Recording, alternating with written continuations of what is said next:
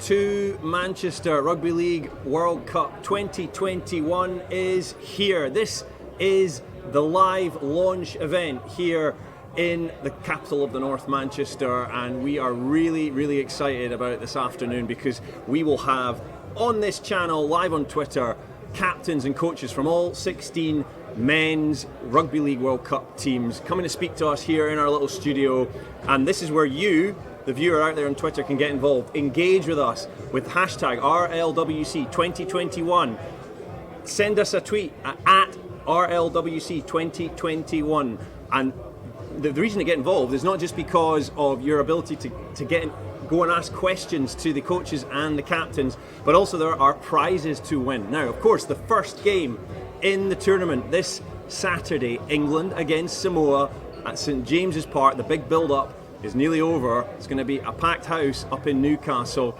The grand prize today for somebody getting involved in this Twitter live stream is 2 tickets, 2 Category A tickets to be at that game, England against Samoa, this Saturday afternoon in Newcastle. What a fantastic way it is to start the tournament, and you could be there if you get involved, if you engage with us. Tweet a question to us, talk about it with hashtag RLWC2021. Our team will pick a winner behind the scenes. Keep an eye out on your DMs. We will be having our first guests coming up very shortly as we build up to the biggest, best and most inclusive Rugby League World Cup ever. This is our moment. When we dare to push further. This is shaking the earth. On our own turf. After life-changing events, this is living and breathing the game. Seeing a community thrive. Having the chance to shine. Men's, women's and wheelchair. Together for the first time ever. The world of Rugby League, coming to your town, your street, your heart. 61 unmissable games. 32 of the world's greatest teams. 3 trophies. This is real impact. And when you hear the roar, get ready to feel the full force of the Rugby League World Cup. Be there. There you go. Hope that's whetted the appetite, and we have our first guest here. Wales coach John Keir and captain Elliot Keir. Great to see you both. And of course, many people out there will think that you're related, but you're not. No, actually. No, I'm from Castleford. So I'm a good Yorkshire lad, but I'm fortunate to have this position. And Elliot was, he's got a great story to tell about where he was born and where he went to school. Well, yeah, I was going to ask you that. So I was doing my digging, and you've been asked this 100 times. But for those who don't know, you were in the same year at school as Sam Warburton and Gareth Bale. Yep, I was, Whitchurch High in Cardiff. Same school year. That's quite a select ducks on the honours board back at school then. Do the three of you go back at various points and chat about how good the sport was and the PE was that year? There's a few faces on the wall of what people have achieved over the years, and then us three are just stuck together on the wall because of the school year that we were in. But who's to think that we were going to have 3 Wales captains in our year? It's great for the school, and it's great for Cardiff as well. Was Gareth any good at rugby league? Did he ever play? He was fast, yeah. He did. You'd love to have him on the wing, wouldn't you? He played a bit of union. He played union for the school, and he was quick. But by then he was already getting scouted out. Because he made his debut so young at 16, I think it was. Yeah, he Wales, was at Southampton then. I think when we were all going into sixth form, he was signed full time with Southampton then. Yeah. So I mean, this is an amazing event that we're here at today, the launch event. But the tournament is now on the doorstep. How do you guys feel about this? How are the preparations going? Well, the preparations are going really well. Yeah. The players are really investing the time and the effort into what we're asking them to do, so I'm delighted with what they're serving up. But obviously it's so exciting when you come to an event like this and you see, there's world superstars here, Rugby League superstars, and the profile of the game in the Southern Hemisphere is immense, and fortunately the Northern Hemisphere fans are going to be able to see these great players, and obviously Elliot and our guys in the Wales team, we're going to have the chance to pit our ability and our bravery and our aggression against the very best in the world, and it really is something to look forward to. I mean, you've got a terrific group, of course. You've got the Cook Islands next Wednesday to kick it all off, and of course Tonga in that group. I mean, do you relish that, or is there a little bit of trepidation? Yeah, of course you do. You want to put yourself up against the best players and teams in the world, and personally, I think Tonga are going to be pushing for a final spot, aren't they? So to put yourself up against the best players in the world and the best teams in the world, like that's what you dream of when you come to a World Cup. Hi, John. We've got a question out there on Twitter. What will be the legacy, do you think, for Welsh rugby in this tournament, regardless of what happens? Well, the legacy that we've got already, I mean, Wales had great success in 95 and 2000 when rugby union was still amateur and they came to rugby league, and Jonathan Davis and people like that played. But what we've got now, we've got 12 Wales-born players in our squad of 24. Yep. So we're developing our own players through our own systems, and I think that's the big legacy, is that we're running junior teams, we're running community teams, and ultimately the goal is to get where Elliot is, and that I feel is the legacy that we've already got and we're developing further. And you've got a terrific wheelchair team as well. Have you seen your wheelchair guys? Because they're ranked 3 in the world. Yeah, I was going to say 3rd in the world. Outfit. Yeah. And you tried that? No, I haven't actually, but it's pretty rough, to be fair. It'd be great to try it, to be honest. I know. Right, well, we've got a quiz out there for everybody, which you can get involved in. You can win a signed Wales ball, which is going to get thrown in backstage here. Chuck it in. Come on, here we go. Right, you boys sign that, and I'll read out the question. If you could both give it a wee sign, we're going to give this away. To answer, you have to tweet at RLWC2021 with the answer, include the hashtag as well. And this is the question. I mentioned the Wales wheelchair team. Wales Wheelchair, they play their group games at the EIS in Sheffield from the 4th of November. But who do they play in their first game? That question again, who do Wales play in the first game of the wheelchair competition on the 4th of November at the EIS Sheffield? Do get involved. Send us your answer and you could win that signed ball that Elliot and John have just done there. Gentlemen, what are your expectations briefly for that first game? Are you all prepped, ready to go? Cook Islands? You've got to really win that one, do you think? Yeah, we're not really prepped fully yet, but we've just got to cross the T's and dot the I's. But I'm pretty certain that these guys will really give a great account of themselves, and if they do that, they'll have a great opportunity to come away successful. We'll enjoy it. Absolute pleasure to have us on, guys, and thank you for signing that, being the first guest here on the feed, and we'll see you next Wednesday. You certainly will. Absolute pleasure. Well done, guys. Cheers. Thank you very much. There you go. That is the Welsh. We've got 1 down, 15 to go. Yeah, take the ball. Take it away. Next up, we have another Group D team, and many people think they could win the whole thing. We have the Tongans. They are here. They're in the country, of course, coached by Christian Wolf, the ex-St Helens head coach. And here he is, Jason. Sawa. Apologies. Is Jason coming? No. He's not. He's legged it. He's not coming. He's got something else on now. He's got someone else on. Yeah. We were told we were getting both of you. Sawa, nice to see you. Thank you. Absolutely brilliant to have you. We were told it was going to be 2 of you, but then we can actually just speak to you. It's brilliant. Tell us about your preparation so far, and how it's been since you got here. No, it's been good. We got in. I can't remember what day we actually got in because the flight got cancelled, so we ended up flying out the following day. So we got in last week, and we were able to get a trial game against France. Yep. We got a good squad. Still building on a combination with some of the new players and getting ready for next week. Christian, of course, your head coach has had so much success at St Helens, and obviously Will and Connie have been a big part of that. How have they given you an insight into what to expect over the next 5 or 6 weeks with all the English hospitality? On the way here, I was talking with Christian Wolfgram about because obviously we're based in Liverpool, and that's not far from St Helens. So I'm just getting us a bit of insight what Liverpool and St Helens are all about, and this and that. And I think it's a good experience for us players if we haven't been here, just to go and experience what these little cities are all about. Can't wait. We've got 4 or 5 weeks here. So have you been out and about in Liverpool? Have you had a chance to get out to go and see the football grounds and see some of the sites? Like we went for a walk around a couple of days ago as well, so it was good. Nightlife is good here as well, so it looks good. We've got a question for you from Asmaniuka on Instagram. How proud are you to represent Tonga? What does it mean to you to pull on this shirt? Yeah, I'm proud Tongan. I love to represent my family, my nation, people back in Tonga, and all the Tongans around the world. What we did in 2017 in the last World Cup. All we do now is just continue to build for the next generation, and we're all excited to be at this World Cup, and hope we can just hope we can go all the way. But it all starts next week against PNG. What did that 2017 run to the semi-finals do for the sport back home? And I mean, it just galvanised everyone at the time. But since then, how has that increased the exposure on you guys? Yeah, it's been massive. Especially for the young kids back in Tonga. I think there's a lot of them that didn't play footy, they didn't play rugby league, and some of them are now playing rugby league. Now there's a lot of they're funding all the rugby league back in Tonga now to build the next generation and try to get these kids to get off the road and onto the street and try use their talent.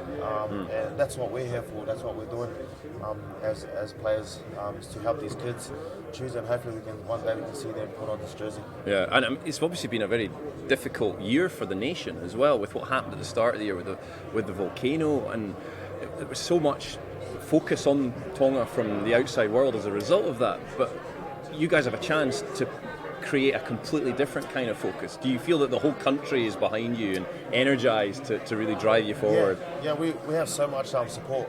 I think everyone knows every time when Tonga plays, our fans turn up, especially over New Zealand. We pack up the whole stadium. It's a sellout as well. The mid-season internationals was amazing, wasn't it? Mid-year. We even spoke to some of the English boys. We played them in the last World Cup semi-finals. That was one of the best games, just because of what the fans bring to the game. But yeah, like you said, that thing that happened, the earthquake that happened over in Tonga. All we can do now is play some good footy and get back to those people. Opening game against PNG. What are you expecting from them? Oh, tough physical. Oh, hello, champion. He's just turned up. My brother. Look at this. Take a mic. How are you? Good, man. How are you? Very, very good. Thank you for joining us, albeit a bit late. Yeah, I know. We've only got another minute left with you. Better late than never. Yeah, well, you can sign the ball, which is the most important thing, because we're going to do that very shortly. I was just going to say, PNG, big one. Yeah. To kick off what are you expecting from that? Mate, just the physicality of that whole team itself. Jeez, almost took a head off. Just terrible pass, I would say. They're going to be physical, aren't they? Yeah, it's going to be hard work. I watched the game where they played the Prime Minister's 13, Australian Prime Minister's 13, and some of the tackles that I saw in that game, like, I'm probably half glad that I'm suspended, but I don't get to take the field. I want to know what they eat. You want to know what they eat? They're like bricks. How many tackling in there? Hard rocks, man. Got to ask you, can you win it? Can you win the whole thing? I mean, have you dreamed of lifting that trophy, and do you think you can do it? I'm confident in the team we have. Obviously, it's one thing having a good team, and it's another thing going out there taking the field. So, I'm confident that we'll be there at the end, hopefully, and that is the main prize, to win it. You've obviously, so many of you squad, you've got so much experience of big games in the NRL. That'll only stand you in good stead, won't it, over the next few weeks, won't it? Yeah. But it's a different ball game at international level. It's international level. You got the best of the best for each nation representing and playing. So it's going to be a hard game, regardless of who we're playing. And I just hope that we turn up, prepare well, and do our thing. Right. Well, if you boys could sign the ball, I'm going to quickly ask the question again. Get involved, please, if you're out there watching us on Twitter. Hashtag RLWC2021 at RLWC2021. You can sing in a minute. Oh no! You look like you're ready to give us a number here. Question for this: to win this ball, that Jason, I guess it's all happening here. That CO Siwa and Jason are signing. The question here is: where are Tonga's men currently ranked in the world? What is the place in the world that these guys and their teammates are currently ranked? You know, but don't give away the answer. Yeah, that's the question. Get the question in, get the answer into that, and then we will give that away. Gentlemen, best of luck next week. We'll see you during the tournament. Thank you for turning up. Excellent. Great to see you. Thanks a lot, mate. Good luck, and make sure you go along and watch these guys at St Helens if you get the chance. It's going to be an absolute riot. You can win that. Signed by Jason Tomalolo and by Siosiwa Tokiaho. Absolutely fantastic. It's worth remembering, of course, that all 16 teams, you've also got the women's and the wheelchair competitions to come as well, which kick off a little bit later on in October. We will be all around those teams, all around those camps.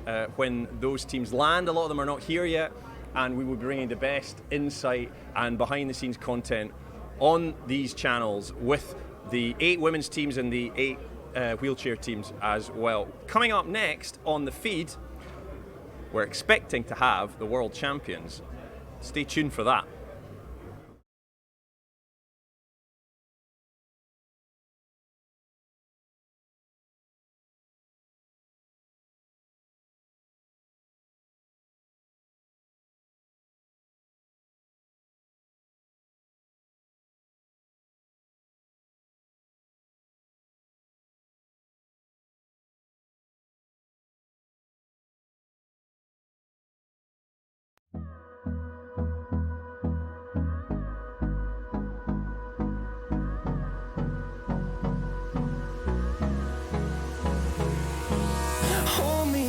Till I get up, time is barely on our side.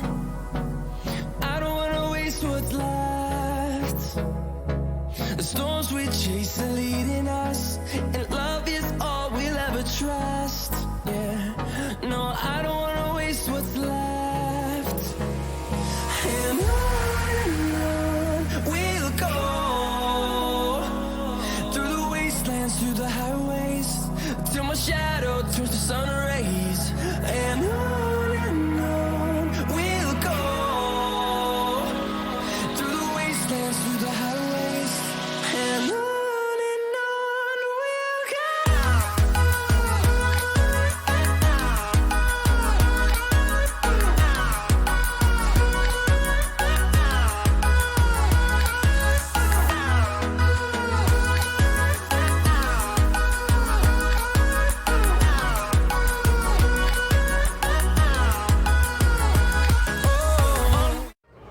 Welcome back to the Rugby League World Cup Twitter feed, and I have James Tedesco with me. Nice to see you. What about this? This is a great event. Did you get a good feed through the back? I did. Good feed, good drinks. So yeah, it's been a nice day. You guys landed on Friday. Yeah. I was actually, bizarrely, we were sitting in the bar at your hotel when you all came in, and then we saw you all going out. It was busy. Yes, well, it was a busy night on Friday night in Manchester. Did you get out and see a bit of the city? Italian restaurant down the road, and then we had a. Was that your choice? It wasn't actually, but everyone was happy with it, so I'll claim it. And you've had quite a relaxed weekend, just kind of getting your getting the feeling. We had a weight session on Saturday and a field session yesterday, so it was good to get a bit of a sweat out and just get in the field and build that connection. So it's been a good couple of days. You talk about building the connections. This Australia team's not played together in a very long time. This is you're all getting almost thrown together quite quickly. How are you dealing with that? It's it's just about spending time together. As much time together as we can. So whenever we're at the hotel, we don't want to be sitting in our rooms. We want to be downstairs playing cards or going for walks together, just spending that quality time together. So yeah, some of these guys I haven't even met before or played with. So as I said, we've got a 6-week period to build that up and make sure when we get to games we're all there and ready to play for each other. We have a question on Twitter from Roddy Tucker, who I think may be down under somewhere. James, did you dream of captaining the Kangaroos at Rugby League World Cup? Yeah, it's pretty surreal. I think I would just, I was always a dream to play for Australia. I didn't probably picture myself as a captain, and then as my career goes, I've got the opportunity to lead and captain Australia. So look who's coming in. Here he is, the main man himself. Mal Meninga, hello. Welcome to our feed. Do I know you? We have met before. We have spoken before. I was going to mention you guys are playing Scotland, of course, in the group stages. Mal and I were fortunate enough to chat earlier in the year, and I tried to bribe him with some whiskey. I don't know if it's worked. No, the whiskey at home, man. I'm going to my father-in-law. Brownie points. Yeah, brownie points, definitely. Listen, it's great to have you here again, and we're here now. Thank you. You must be so excited now. Yeah, really excited. Obviously, the international game hasn't been around for 3 years, and really excited for the team. So I mean, looking forward to the experience. Yeah, I mean, and it's. As I was mentioning to James, you've had to really throw a team that's not played much together in quite a short space of time. It's a real test of your coaching and management skills. You must enjoy that a little bit. It's all around, obviously, inspiring to play in the green and gold jersey. I think that's the real bonus, and they all got similar stories and all want to play for their nation. And James, obviously being the captain of that team, he's helped enormously, and But it's been pretty easy, really. I mean, the players, they all want to be there. They all want to put that jersey on. They all want to be there, play their best. They all want to win the World Cup. You mentioned you've been at an Italian restaurant. Have you circled the Italian game after playing with the guys in 2017? And that's your inside intel there, isn't it? A little bit, but yeah. Good moments. It's obviously special to represent my heritage. Yeah. I know a lot of the Italian guys that are here, but obviously there's no prouder moment than representing Australia, putting that jersey on us. So we haven't done it for a couple of years now, and I think that fire's there just to really represent well and do our families back home proud, and that's to do them proud by winning a World Cup. So can't wait. Do you enjoy the pressure that you guys are going to be under over the next few weeks? Do you relish that? Yeah, I don't feel it as pressure. I feel it as excitement. We haven't looked too externally to those outside pressures or media. We just want to focus on ourselves. We kept that inside our camp, and that's a big focus for us, just getting better week in, week out, and as I said, building that connection and have pride in the jersey and making sure we get to the finals where we're now straps. Absolutely. Well, listen, best of luck. We got a ball that you guys need to sign if we could have it hurled in from off stage. There's a question out there that needs to be answered by the viewers, and there's a chance to win this ball signed by Mal and James. And the question is this: the Australia women's team, well done. The Australia women's team are the #1 ranked team in the world. I don't know why I was doubting that you were not going to catch that. What is the nickname of the Australian women's team? That's the question again. The Australian women are the #1 ranked team in the world, but what is their nickname? Hashtag RLWC2021. Tweet us at RLWC2021 with the answer, and make sure you're following us as well, and you could win this ball that James is signing, that Mal is signing. Gentlemen, final thoughts. Fiji, first game, tough one. They're big guys. Definitely. They've got some key players who didn't play in the trial, played in the grand final. I think it'll be really tough. They've shown their talent over the couple of World Cups, so it should be a good challenge for us. Yeah. You looking forward to it now? You can't wait. You can't wait, So, English weather in autumn, love it. Yeah, I mean, full capacity crowd, they told us heavily as well, so yeah, it'll be a great. Got your waterproof slut looked out for the next few weeks. I'm in the coach's box, I'm fine. Brilliant, guys. Pleasure. Good luck. Cheers. Lovely to see you. Thank you for joining us. Thank you very much. There you go. Get your answers into that question. Let me throw you that one again. Australia's women are the #1 ranked team in the world, but what is their nickname? Thank you to James and to Mal. We've got more to come. 3 teams down. Who have we got next on our list? We've got Papua New Guinea, perhaps. Could be maybe somebody else. Who knows? There's plenty more to come. Join us very, very, very soon.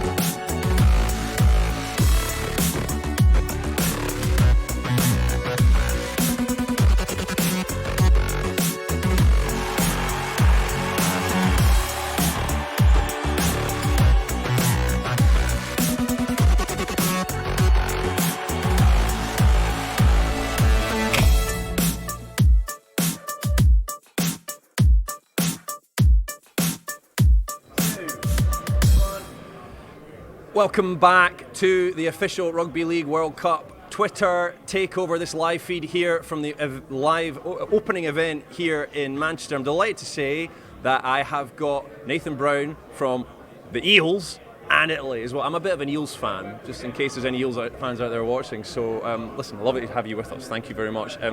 How excited are you about what is in store over the next 5 or 6 weeks? Yeah, I can't wait. Yeah, it's obviously a privilege to represent Italy, and it's been a good few days in camp so far. So yeah, we're looking forward to it. I was just speaking to James Tedesco there, who of course played for Italy in 2017, and I said, have you got that again ringed in your diary? Because they're all going to be after you. And I ask you the same question. Are you looking forward to that one, to maybe leave one on him in that afternoon?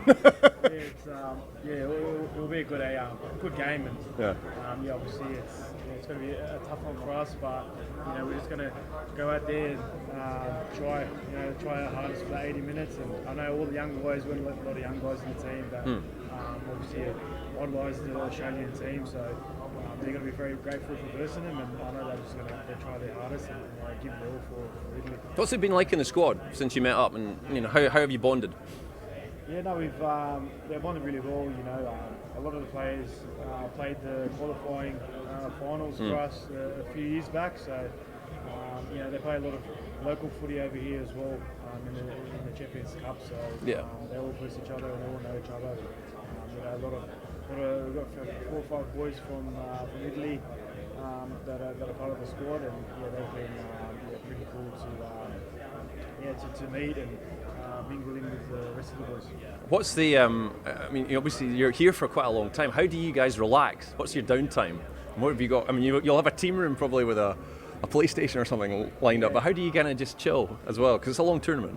Yeah, it is. But it's going to be a fun one. We obviously see each other every day in the hotel rooms and stuff like that, and go out to dinners and coffees and restaurants, and a lot of us. There's a lot of good restaurants around here. Yeah, a lot of our first time in England, so just to see the country and soak up the whole experience. Yeah, the English weather as well. You gotta love it. Yeah, I know. Back in Sydney, it's been pretty bad, pretty cold and raining as well. So. We all fit right in here. Yeah, I know. Yeah, it feels like I haven't left Sydney, to be honest with the weather. The group that you're in, obviously I mentioned the Australia game, but you got Fiji and Scotland as well. And you can see I've got my Scotland top on here. I'm being slightly patriotic, unashamedly so, I have to say. Which I have no. Eels fan, you got to come. Yeah, well, yeah, it's difficult. I'm an Eels fan and a Scotland fan as well. So half and half. I try my best. What are you expecting out of this group? Do you think that you can get through the quarterfinals? Do you think that you can certainly take care of Fiji and Scotland? Do you think you can really turn them over? Yeah, we haven't really spoke about that too much, to be honest. We just one game at a time, and we know that 1 to 17 they're going to step on the field this weekend against Scotland. They're going to give it our all, and we're going to fight to the death. And we're just going to work hard for each other and put that jersey on with pride. And then we'll let the results take care of itself. But our main focus is to give our all and kind of have that go-to-war mentality for the 80 minutes. Yeah, watch out Scotland and Fiji. Right, if you could sign the ball that is sitting next to you, I will throw out the question. Now, you can win this ball, of course. Get involved, please. Hashtag RLWC2021 at RLWC2021. Make sure you're following us as well. The question: which newly promoted championship side does Italy winger Richard Lapori play for?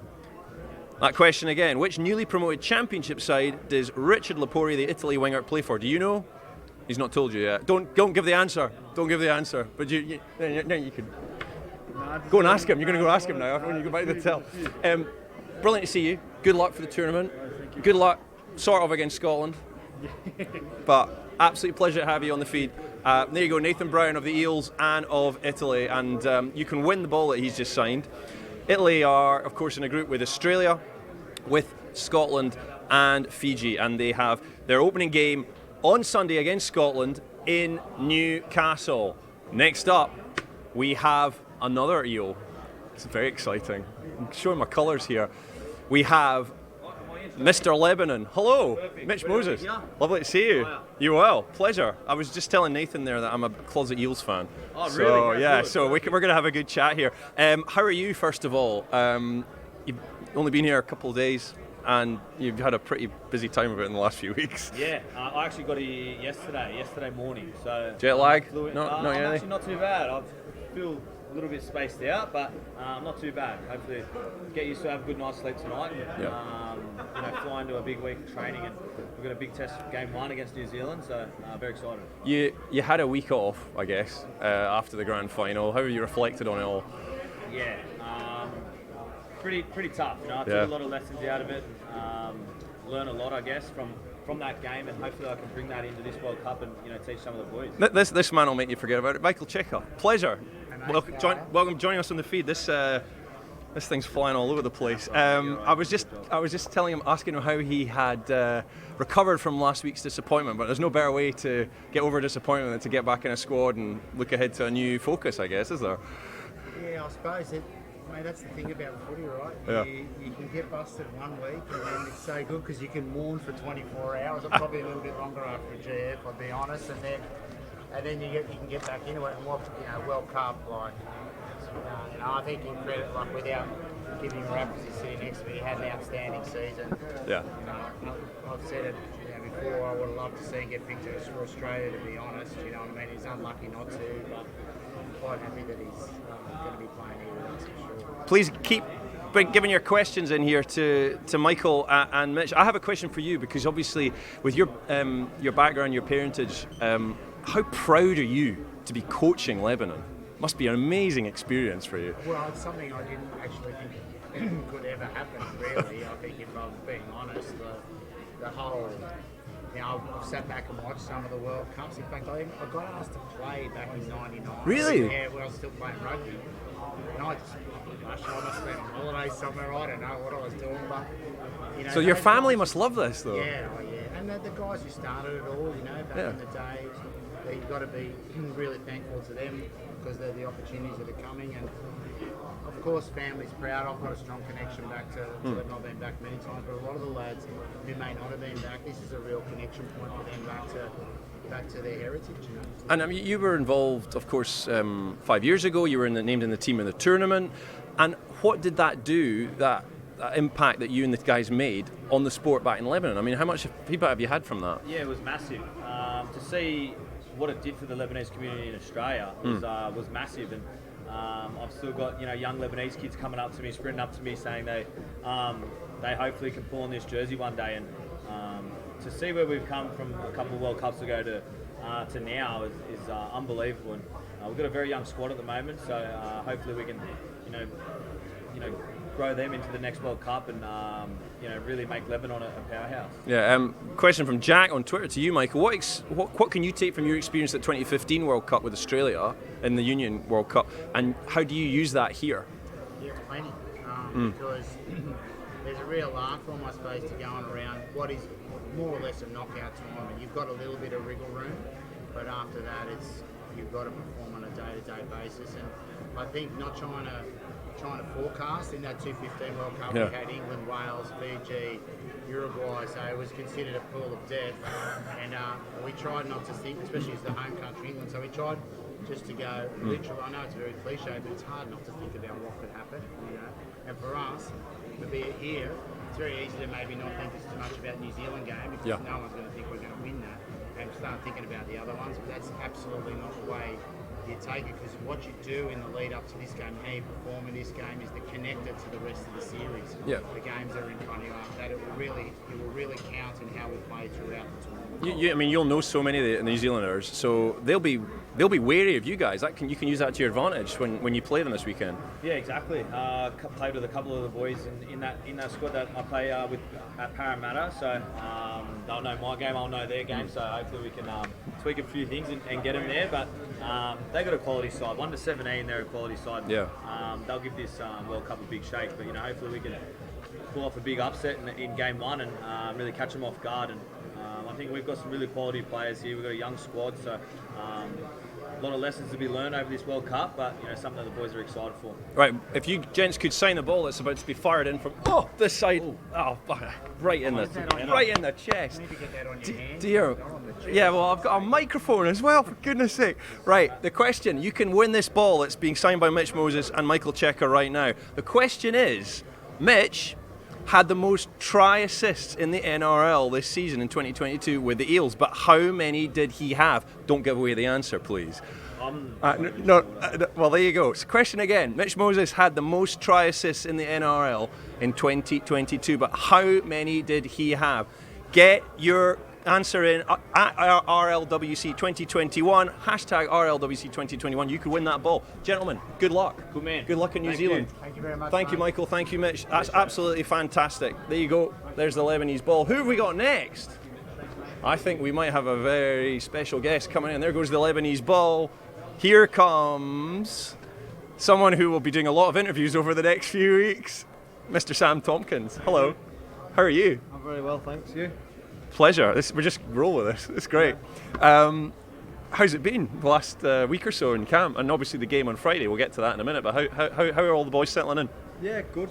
A lot of players have played together before, and some new faces as well. So yeah, it's vibrant in the team hotel. Everyone's happy to be around each other. It's a breath of fresh air after a long slog of a season with your club to come into internationals. It's a little bit different. Everyone's ready to go. Who is the joker in the squad? Right, come on, reveal some secrets here. This is the chance. All right. A few clowns in the group. Right.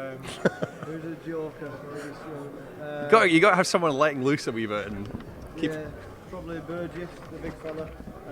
Tom Burgess. He's bringing his Aussie humour over. Yeah, which is great. No. Aussie humour, rubbish, yeah, he tries. And how's the gaffer? Is he off his crutches yet? Yeah, he's off his crutches. He's running around. He's running around here. Here we go. Oh, this is a treat. Here he comes. Here he comes. Mr. Sean Wayne, pleasure to see you. Thank you very much. How's the knee? Yeah, excellent. Thank you. Careful with that stool. We don't want to. I'll keep one foot on the floor just in case. Don't re-injure it. He was saying, Sam, that the vibe is very good in the team hotel. You're enjoying how it's all binding together at the moment. Yeah, there's a real good close family spirit between the players, and that's not been pushed by the staff. It's just happened over the last few weeks, and we've all been together. And I've been really impressed. We all understand about being English and what it means to us, and how proud we are out of our country. Yeah. And it's going to get stronger and stronger as the tournament gets on. You've been planning for this for a very long time. You must have flowcharts and ring binders of various things that you want to do, but now you can actually put into action. You must be just champing at a bit. Yeah. It's not the case. My job as a coach is to make the complicated simple and look at the priorities. What's going to get us success on Saturday against Samoa, and that's my job. That's the thing that what we prioritise. But I do know I've got 23 John Benton. I've got 23 players up for a real good battle this Saturday, and really talented players. Very, very competitive. And very close net, so we're going to be tough to beat. Friday night, you played Fiji. You were obviously sitting watching. What did you make of the boys and how they performed? Really impressed. The weather was horrendous for the full 80 minutes. It was terrible, wasn't it?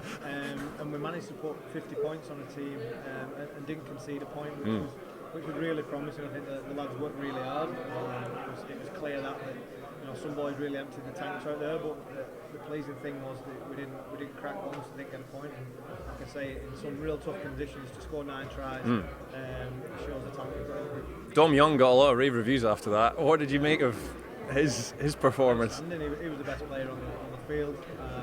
I've not seen a lot of him play, but it's on Friday. He showed everyone what he can do.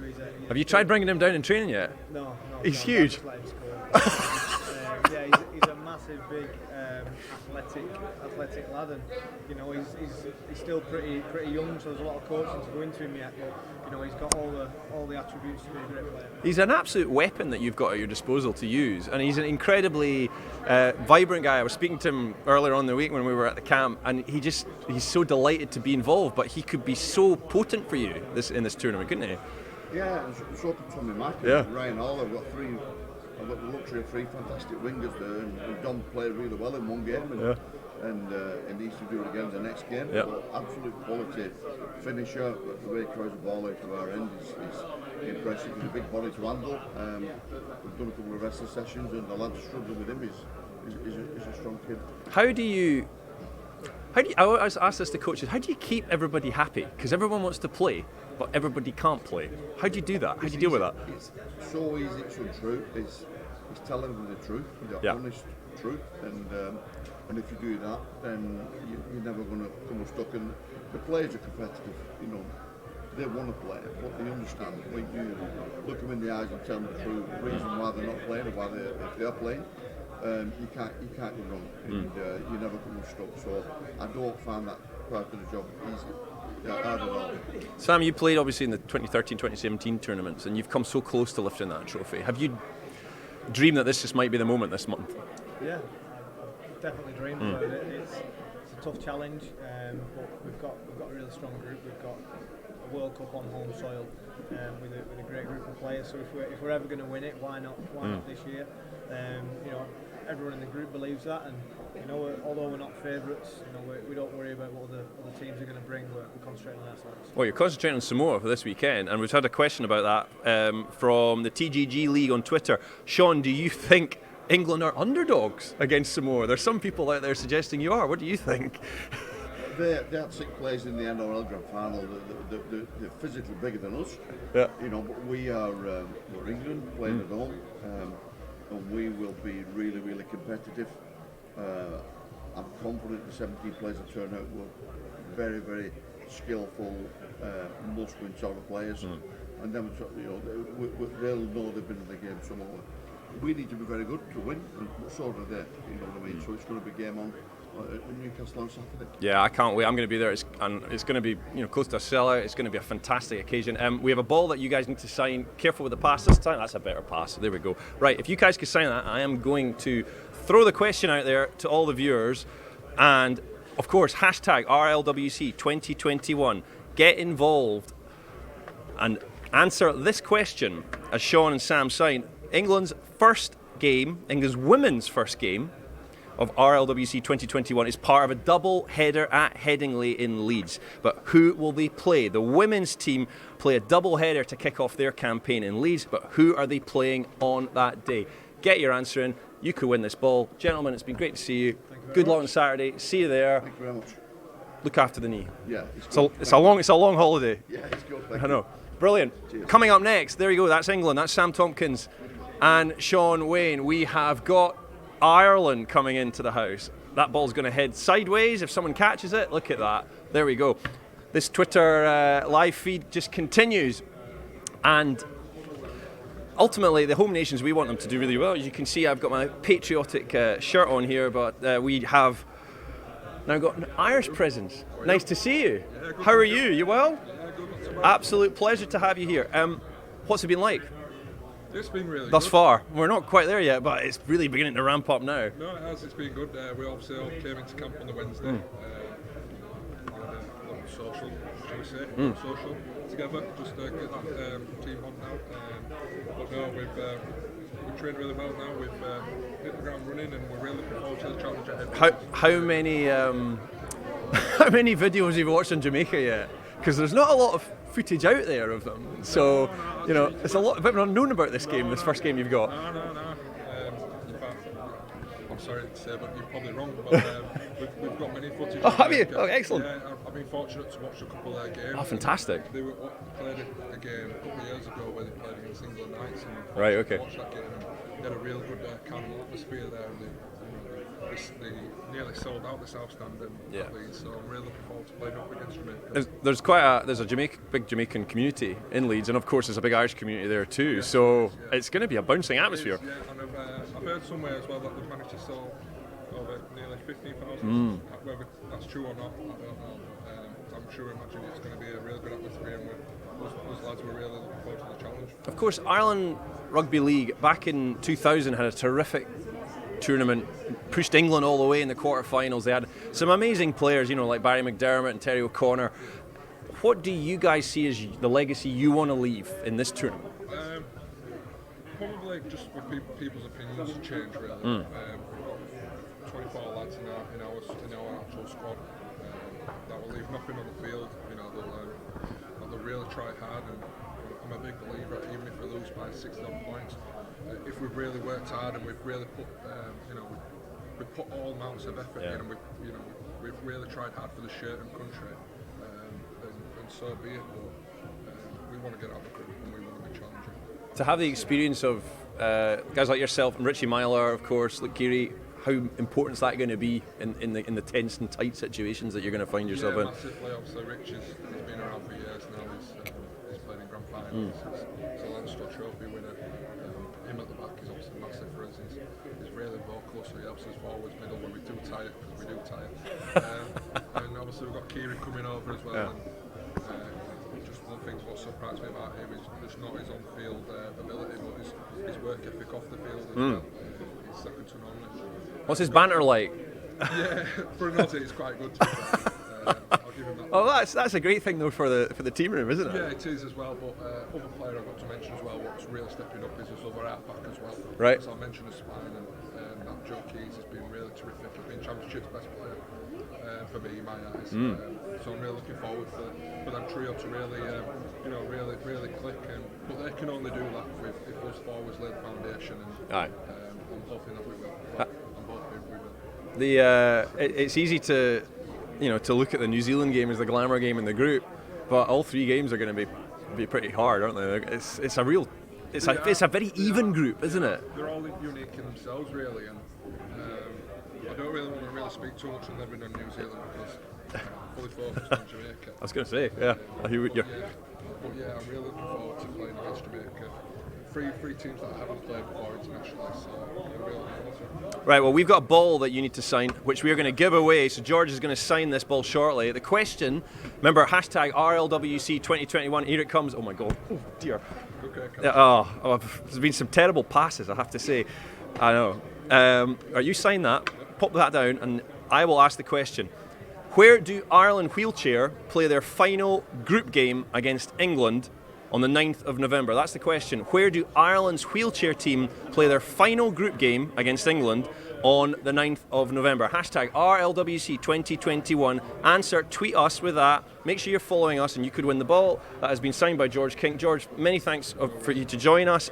Have you, just question on the wheelchair guys, have you watched the wheelchair at all? I have, yeah. Have you had a go yet? Yeah. No, I haven't had a go. Have a go, it's amazing. I don't think I will, because them guys do play it tough game. Well, they've got a great tournament lined up as well. So listen, all the best to them. All the best to you. Good luck against Jamaica. There you go, Ireland against Jamaica. That is, we're done. It's all right. It's not going to fall off. I'll get you. You take it. You can take it. Yeah, take it off stage. They play on Sunday, of course, at Headingley. It's going to be a big crowd. Not many tickets left for that one. Do get along if you can in Leeds. That'll be an absolute belter of a game. Plenty more to come here from the official launch event of the Rugby League World Cup. We're going to take a quick break.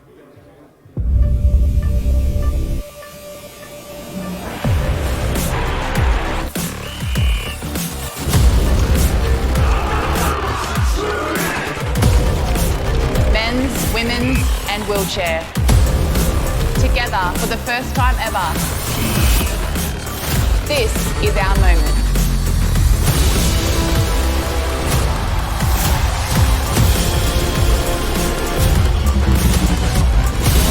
I'm super excited to be going to the Rugby League World Cup. Really looking forward to representing my country. It's a huge honour. I can't wait to represent Aotearoa, represent my family, represent every young person with a dream.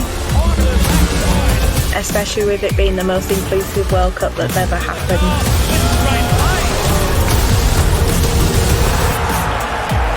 Do your best to helping Rugby League World Cup 2021.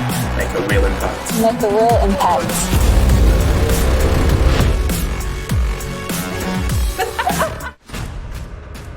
This is our moment. When we dare to push further. This is shaking the earth. On our own turf. After life-changing events, this is living and breathing the game. Seeing a community thrive. Having the chance to shine. Men's, women's and wheelchair. Together for the first time ever. The world of Rugby League, coming to your town, your street, your heart. 61 unmissable games. 32 of the world's greatest teams. 3 trophies. This is real impact. And when you hear the roar, get ready to feel the full force of the Rugby League World Cup. Be there. Welcome back to the official Rugby League World Cup Twitter takeover feed here in Manchester. It's launch event day, and I have Kevin Nagama and Wise, head coach Wise by name, Wise by nature, from Fiji. Gentlemen, fantastic to be here. You excited now? We're nearly there. We're nearly there. Yeah, definitely excited. I think when you come here for the launch, seeing a lot of the teams here, definitely builds that excitement for sure. And really, like I said, it's probably been a long time waiting. We were supposed to play this World Cup last year, so this has been a build-up of 5 years. 5 years, isn't it? Amazing. It's been a very long time, yeah. And I know I have a lot of mates that play in respective nations, and they're definitely excited to be here and to hopefully put on a showcase for the World Cup. Can you believe it's 5 years since you played in that amazing upset win over New Zealand and all the things that have happened since? Yeah, I know it seems like a lifetime ago when we say it like that. But yeah, just really excited to be here. I think we're going to see the most competitive World Cup we've ever seen before. A lot of players that are involved in full-time systems within the NRL and the Super League that are playing for very different nations, which makes the competition a lot harder. But that's why you play the game. You want to challenge yourself and you want to play the best. Tell us, how do you feel that the team is knitting together? I mean, you obviously had the warm-up game on Friday, but a few of the guys weren't obviously in camp at that point. How has it all been for you thus far? Well, I think the boys are getting really well, get along really well. The most important thing, they know each other. Yeah. So most of the boys, the senior boys, they've been there for the last 2 or 3 World Cup, so that make our job easier as a coach. So they take responsibility, the leadership group take the leadership. So we just come in and talk to them and we go on our training. What did you take out of that game on Friday night that you can take into the training sessions leading to the first game? Oh, there's a lot of positive in there. You know, we're just going to control our balls, hold on to the football, complete our sets, and take the opportunity that we can. Yeah, and of course, doesn't get any more intimidating than the first game, Australia. I mean, you're delighted to just have that one first up. You might get them cold. Well, I think the boys will prepare themselves. Yeah. The good thing now, most of the boys, like Kevin said, they're already playing in the NRL competition. Yeah. You know, this time around, the boys will be ready. Now you can see obviously that I'm wearing my colours on my sleeve here. So when you come up against the Scots, what do you know about the Scottish team? And are you going to be fair to them? You're going to be nice to them, you know? You're going to give them a chance. I think you're going to be surprised how good Scotland will play. Yeah. I can't wait. Yeah, they've got a lot. Like I said, they've got a lot of players in their team that are in full-time systems. So they understand the game really well. They know how to play it, and they know how to play it at a really good level. And you know, I'm sure those players will go and with their wealth of experience, help the younger kids out. And like I said, it's going to be a very strong competition. Like, I'm not looking past Scotland, definitely not past Australia, and also Italy, because if we turn up unprepared, that's when things start to creep in, and you've almost lost the game when you start to think in that mindset. So we're going to treat them with the utmost respect and do our homework and train really hard. Question for you from Instagram, from Jacob. Kevin, who is the best teammate to room with on tour? Ooh, best. This could cause some ructions here. You got to give the right answer here. Well, we've had our own rooms at Hull, so... Oh, nice. Yeah. But who would you like to room with, if you could, if you had to share? Who'd you like to get cosy with? Probably with new players in our squad. Yeah. Reason being, it'd just be good to build that relationship. You know, we're here for a while, so it'd be good to just learn about some of the players in our team. Because there must be a bad roommate, though, as well, out there. Let me try and think. Maybe kick out, because... Yeah, he stinks. That's a joke. Well, yes, don't worry, you don't stink. We have a ball to sign, which we need to inflate properly as well. While you guys sign that, I'm going to throw the question out there to the viewers. There's a Sharpie, guys, if you could deal with that, and I will send this one out to everyone who's watching. Hashtag RLWC2021. The question is this: which NRL team does Fiji star Viliami Kikau play for? Which NRL team does Viliami Kikau play for? Kevin knows. He's not going to give the answer away. Thank you. Get your answer in and you could win the ball. We promise it will be inflated properly. That's my fault behind the scenes. I ran out of energy. Gentlemen, good luck for the tournament. Good luck against Australia and go well for Fiji. But Be nice to Scotland. Cheers. Thank you very much. Pleasure. Absolute pleasure, guys. Thank you. There you go. Can you take that with you? Yeah. Hand it off stage. There you go. Beautiful. Brilliant. Get a bit of practice in. There we go. That's the Fijians. They're of course in the same group as Australia and Italy and Scotland, and they have got a big one at the weekend. Here we have, invading us from the side, New Zealand. Gentlemen, welcome. Pleasure. Nice to see you. Nice to see you. Thank you very much indeed, Jesse. Nice to see you. This is it now. We're here, 5 years on, and we're finally here. How do you feel? Yeah, very excited. It's been a long time coming, obviously, and just very, very excited to get over here and enjoy, probably my last World Cup. Just really soak up, everything England has to offer, and really go into this tournament and give everything. One of the things it's interesting you say that. This thing is going again. One of the things that we don't often ask is about how you soak up a tournament like that, because you're here to win it, of course, but can you enjoy it as well?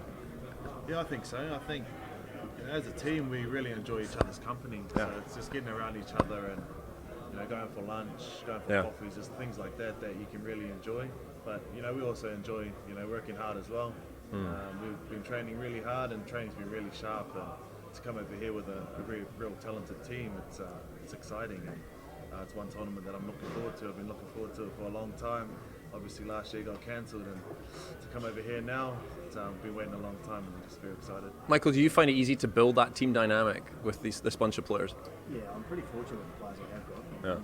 Jess has been around for a long time, along with a number of the players. I've got a couple of senior guys there that have been to a couple of World Cups over time. Yeah. So I do talk to the players about that quite often. But they're a very tight group. The enjoyable part about it is that they're prepared to work really hard, but also too when they're not on the field, they enjoy each other's company. And I think being in camp, they get to spend more time just together without the external distractions. So they get to know each other at a high level. How do you keep them occupied? Because you're on tour for quite a while. What have you got in the background beyond the training that these guys can get up to? But it's also I've always understand why they're here. Yeah.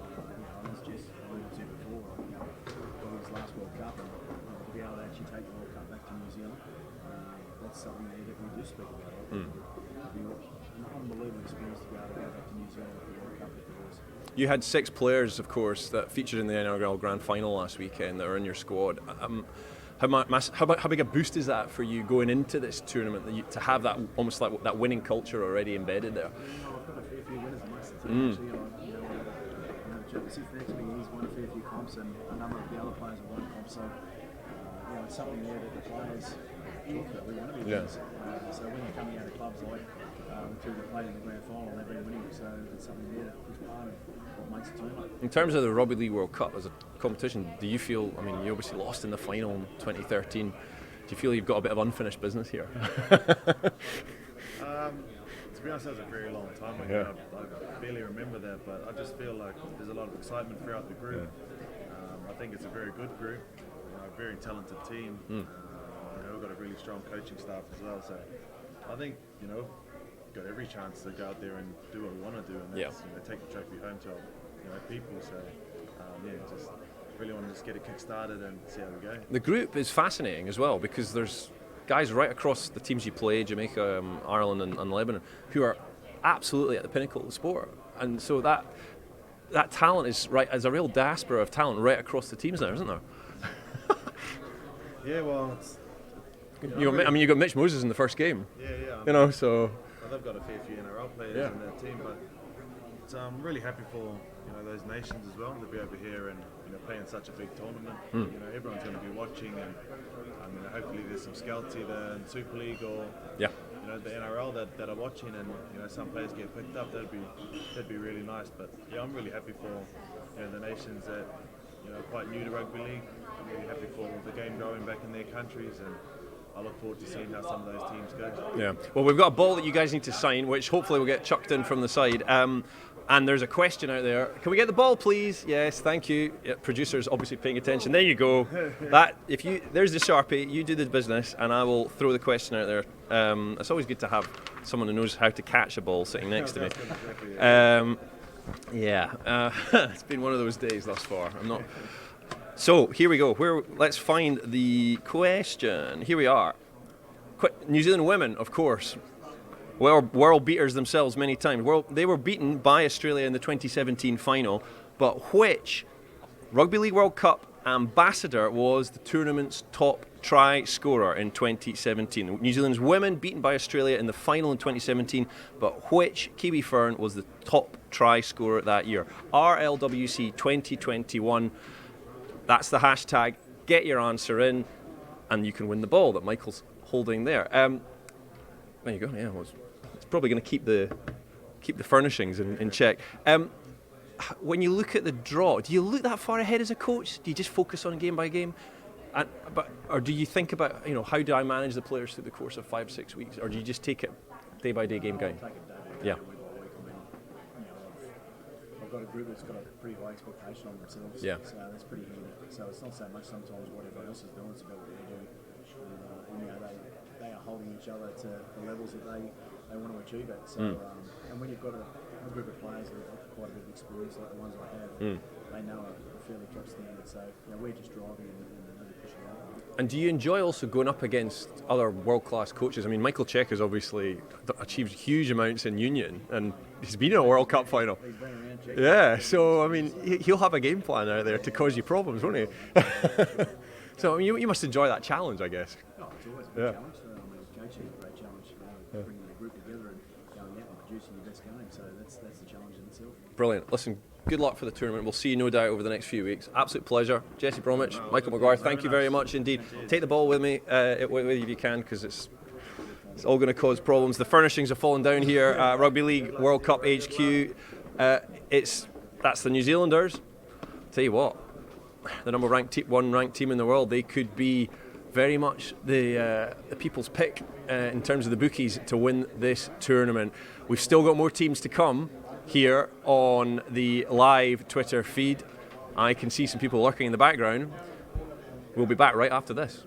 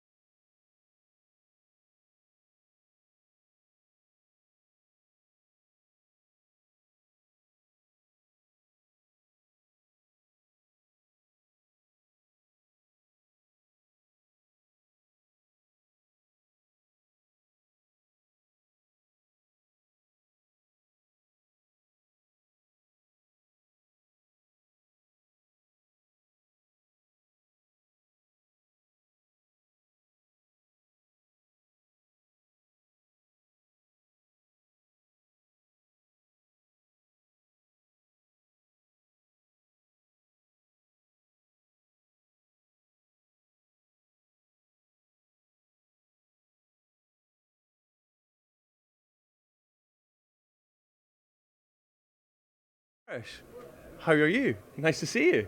You've just flown in, so you got your head around the time zone yet?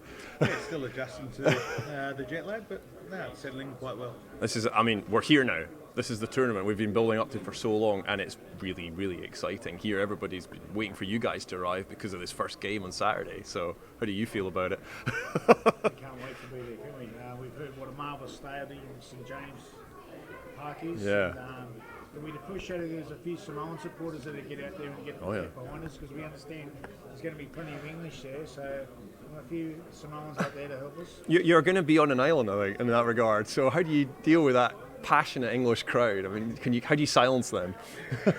Hopefully we'll win, but I think the experience and the build-up towards it is probably one of the more fun side of rugby league that you get to enjoy, and certainly been quite fun this whole week. Now, you've missed out on some of the fun over the last couple of days. So the social media feed for Samoa has been in overdrive.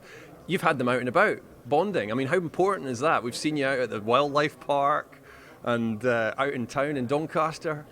You're loving it.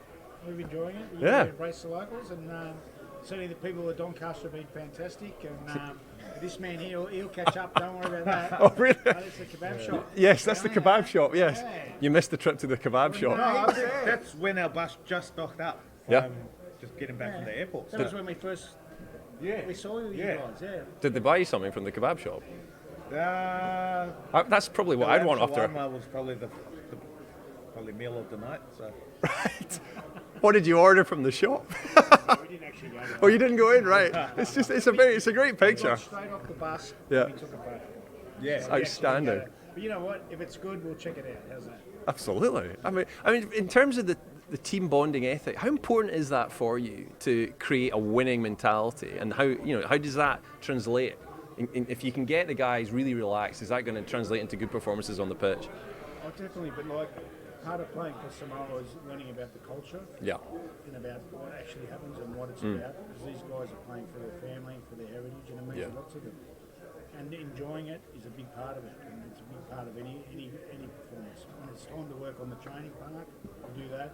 When it's time to kick back and relax, we certainly do that. We were talking about the crowd is going to be very pro-England on Saturday, but when you guys get out in the middle before the kickoff and you do the Sivitao, it's going to really energise the whole stadium. You must be really looking forward to that moment. Yeah.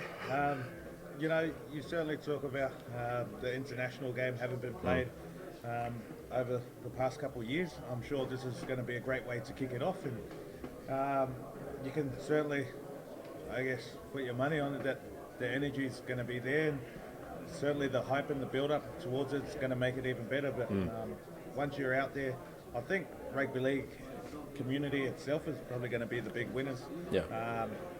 With this whole competition being able to go ahead after 4 or 5 years, I think, without the World Cup. So, it's certainly just the experience that rugby league community get to enjoy together. Matt, a quick question for you from Instagram, from Lenny Setu. Is this the best Samoa team to ever have played at a Rugby League World Cup, in your opinion? Definitely. Yeah. Definitely. It's something, it's exciting. Like you say. And with that comes, I guess, expectation. So, do you enjoy that? The fact that there are some people tipping you to win the whole thing? Look, there's expectation within the group. Yeah. You know what? We're all excited to play with one another. We know the calibre of guys we got there. We've got a marvellous group of young guys and some talented guys. Yeah. We've got 8 guys that just played in the grand final that have just joined the squad. And the guys that have been there have been working really hard. And today was the first session. It was great to be part of it. Yeah. Well, listen, good luck on Saturday when it comes. It's going to be quite an occasion at St James's Park. I'll be there, and we'll be certainly hoping that you guys put on a great show. We have a ball to get signed. Oh, there you go. That's a much better pass. If you guys can deal with that, and I will throw the question out there to everyone watching on social media. Apologies, there has been a little bit of a drop in the feed over the course of the last few minutes. Do stay with us. Hashtag RLWC2021. Junior Paulo's signing the ball. Matt Parrish is going to do the same. The question for the Samoa ball is this. Samoa play in the opening game of the men's tournament on Saturday against England. But where's the game being played? He mentioned it. Were you listening? You should know. If you don't know, find out and then send us an answer. Where is the opening game that Samoa are playing against England, the big opening match in Rugby League World Cup 2021 being played? Hashtag RLWC2021. Gentlemen, the very best of luck for the tournament. Good luck exploring the eateries of Northern England. And have a terrific time here. We'll be good investors with that, don't we? Well, I'm sure you will. And we'll catch up over the next few days and weeks. There you go, Junior Paulo and Matt Parrish. Just leave the mics there, gentlemen. You can take the ball and hand it to our attractive assistants off stage. There you go, there's the Samoans. They're going to be there on Saturday against England. It's going to be an absolutely mouth-watering occasion. Who's going to win? I tell you what, who else is in that group? We've got the French. Here come the French. And of course, France is where the Rugby League World Cup was essentially created back in the day. Paul Barriere, who's the man who the trophy was named after, he was the one that instigated the whole thing. And now we have two very, very tired Frenchmen. Bonjour, bonjour. How are you? Nice to see you, gentlemen. It's an absolute pleasure, Benjamin, Laurent. Tell us, we're finally here at the tournament. How's your preparations been? Are you happy with where everything's at? Yeah, very, very happy. Obviously, we started to meet each other last Tuesday. We spent 4 days in Bordeaux in south of France. Traveled Friday afternoon and played against Tonga Saturday. So yeah, we are very, very happy where we are, and obviously we want to keep on improving. Great group you're in as well. An absolutely terrific group. England, Samoa as well, and Greece. What are your expectations for this tournament? Expectation, is we know where we were 12 months ago when we played England in Perpignan. We played Wales last June. We played Tonga 2 days ago. So we want to lay the platform during this World Cup, and we want to take game after game. And next Monday game against Greece will be very hard and very, very important. But we want to go out of this competition with proud, with the right attitude, but also be a better team than 12 months ago. Yeah, and Benjamin, of course, when you get round to that game against England, of course the first game against Greece is vitally important, I guess, for your progress in the group, but you'll be coming up against some of your teammates when you face England as well. What's been the chat with Sam and Michael and whatnot? No, we are just, we are pretty close from each other at the Catalans. So Sam is here at the moment. Yes. So Did you try and lock him in a cupboard earlier on? Not yet. No, he's all good guys. So I think it's pretty long time we didn't play against each other. Only at training, but no, it will be good. But it helps though that you know how they are as individuals, and then perhaps maybe how England are going to go about playing when it comes to that game. Yeah, but they know you. They know you at the same time, so. No, but it will be a good game. Like even to play the hosting team like here in England with like full house, so it will be great. So we have a question for you, Benjamin, on Twitter from Jude. Have you been tasting any of the local food delicacies in the north of England, like the Samoa team? So there was a very good picture of the Samoa team outside a kebab shop, although the guys have just clarified they didn't go in. Have you tried any of the northern cuisine thus far? No, not yet. I tried a kebab. Did you? It was not the best, to be honest.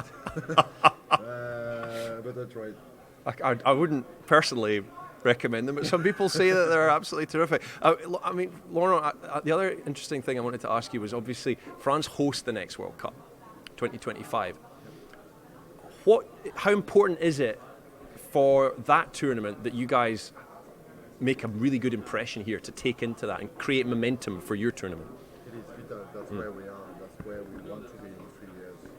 In 3 years' time, so it's vital for us to perform on the field again. We know we play England, who is one of the favorites to win the competition, as well as Samoa. So that'll be tough. But don't worry, we'll have a good. Don't worry, we'll try hard, and we want to finish that competition very proud, lay the platform, and in 3 years' time again be close to the best team in the competition. That's why we work so hard the last 12 months, and that's why we keep on working for the following 3 years. And we've talked all the way through the build-up to this tournament about the fact we have the men's, women's and the wheelchair tournaments happening at the same time. The French wheelchair team are arguably favourites. What do you make of their amazing achievements that we've seen over the course of time, and what do you make of what they could potentially do at this tournament? They will win it. There you go. That's the first prediction we've had. Yeah. They're going to win it. They will win it. I'm sure if you ever went to watch these games, that's hard. Yeah. Amazing. Have you tried it? Have you ever had a go? I tried. Yeah? I tried. You tried it? Yeah. But, how did you get on? They put me on the bench. No, it's really hard, really hard. It's almost a different level of physicality, isn't it? It's incredible.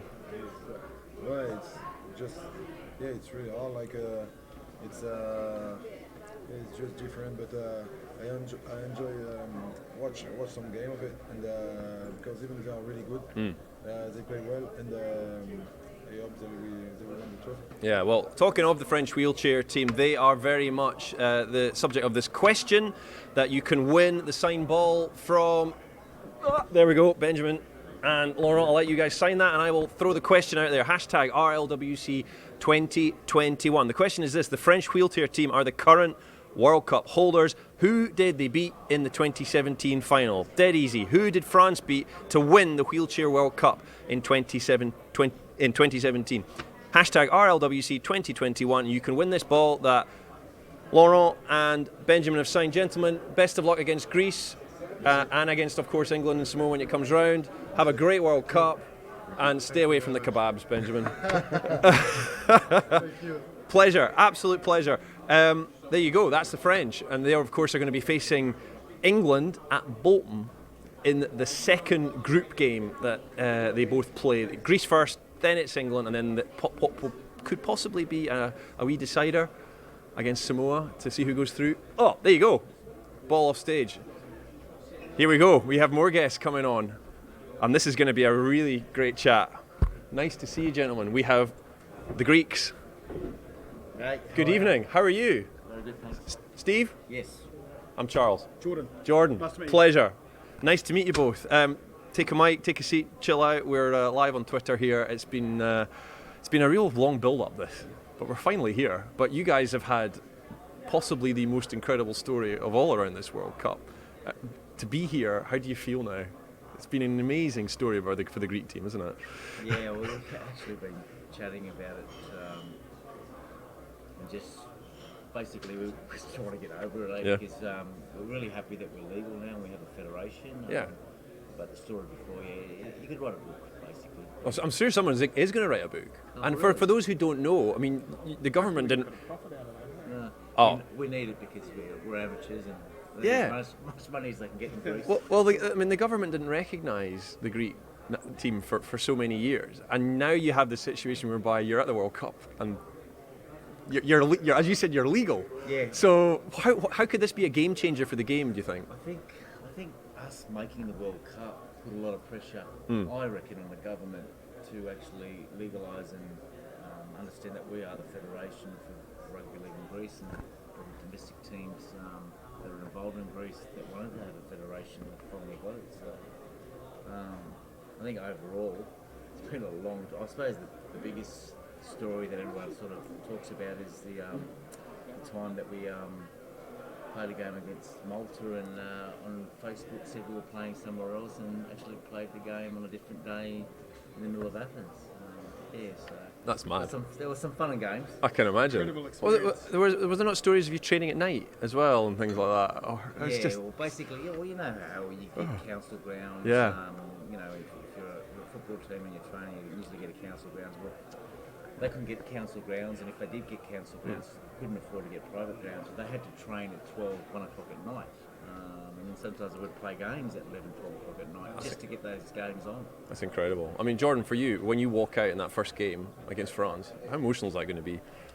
Yeah, look, it's going to be an amazing experience, you know, and I'm really excited for the opportunity that it's going to bring for a lot of our players, you know, and yeah, look, my grandparents, they migrated a long time ago, and they went through really tough times to help us live the life that we live. So to repay them on a rugby league field and do our nation proud is going to be a really special moment. I was reading you write to them before every game. Is that right? And if so, have you composed the letter yet for this game? We've been so busy, I actually haven't. But yeah, that's a tradition for me. You know, I write my young Paul, my grandparents, a letter before every game and thank them for their sacrifices to allow me to live the life that I live. You know, so yeah, it certainly means a lot to them, and I can't wait for them to actually watch a live game over the next few weeks as well, which is cool. Yeah, Steve, we've got a question for you from Twitter. Which player from your squad who doesn't play in the NRL, the Super League, would you like most to see make that jump to those leagues? And perhaps this is the shop window for them.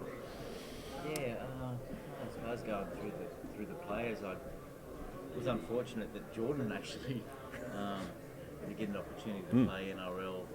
You know, I've known Jordan for 7 years, and very talented. That's why he's my captain. You know, the passion that he has for the game. So you know, but going on from the younger players, there's a young player named Peter Mamazelos. He's had a taste of first grade. You know, the odd one or two, but I think in this competition in the World Cup, I think we're going to see the best of Pete, and hopefully a few clubs. You know, if Souths aren't going to give him a run, I'm sure a few clubs in Australia and the Super League will give him a run. What's your expectation over the next few weeks? What do you feel that you can achieve?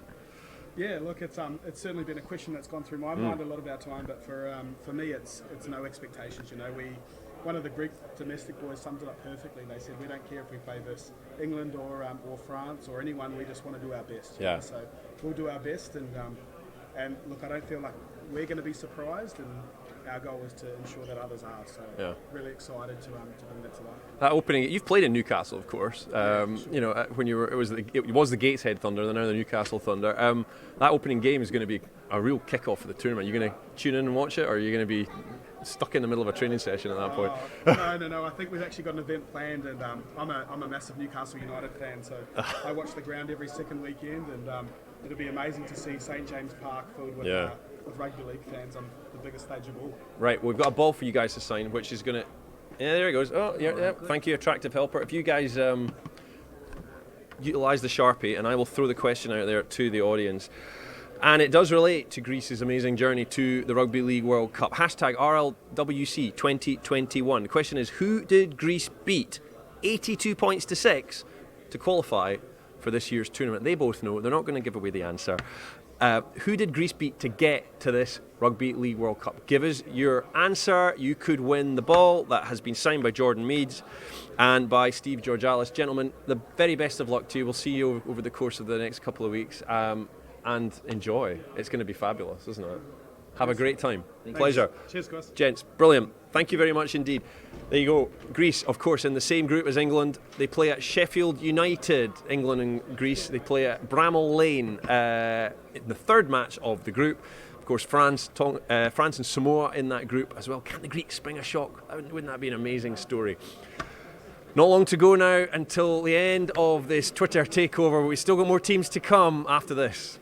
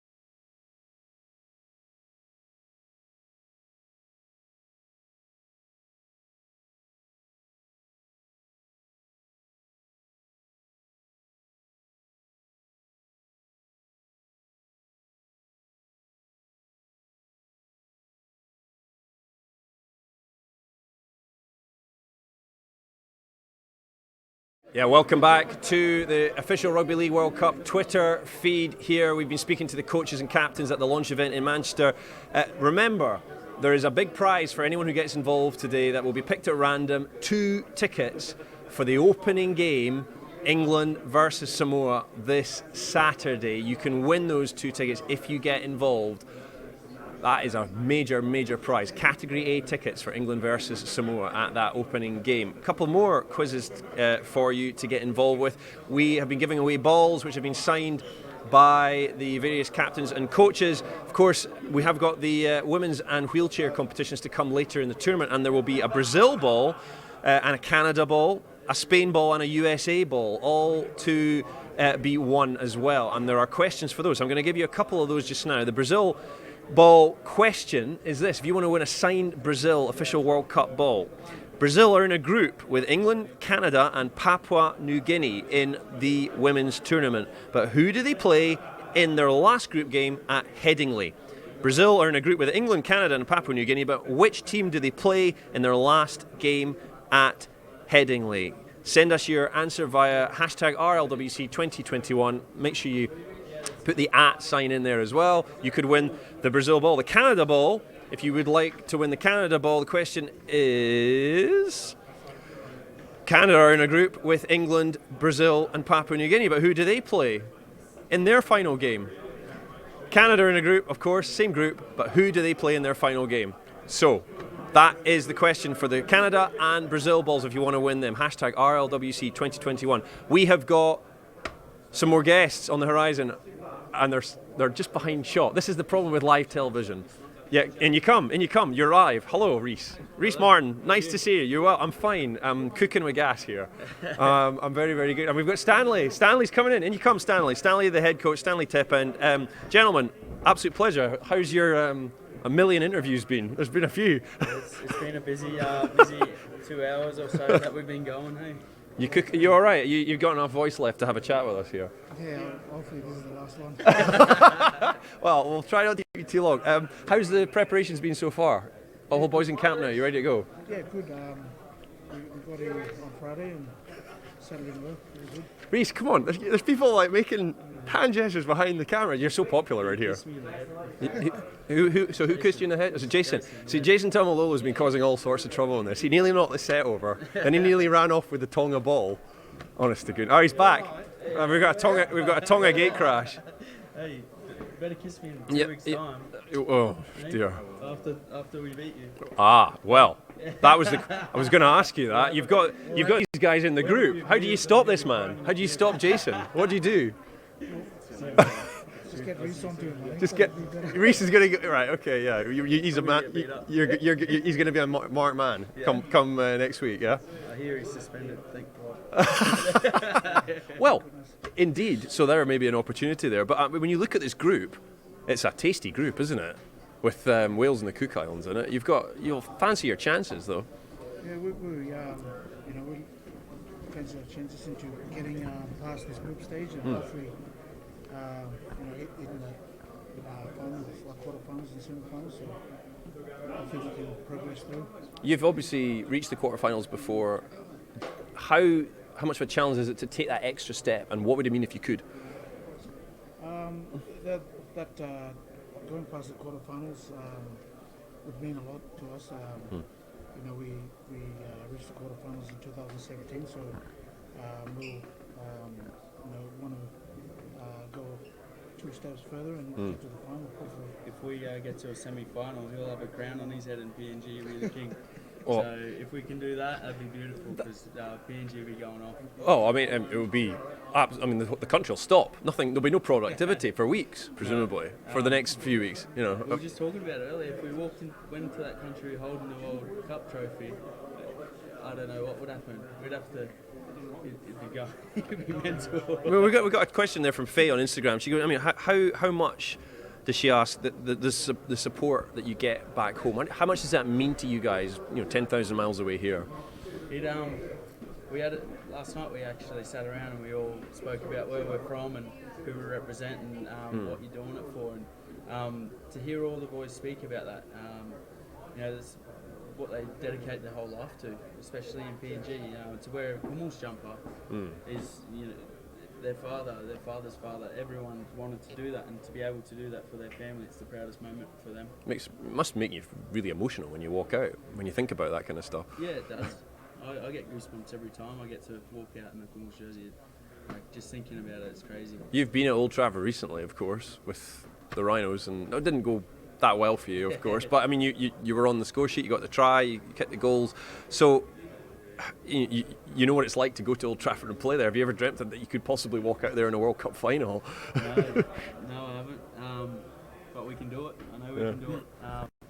Old Trafford's a pretty cool stadium. It's massive, coach. It's, to be there, I reckon PNG would just fly over everyone, and we'd fill it out easy. But yeah, it's direct flights from Port Moresby. Easy. Yeah. Air New Guinea.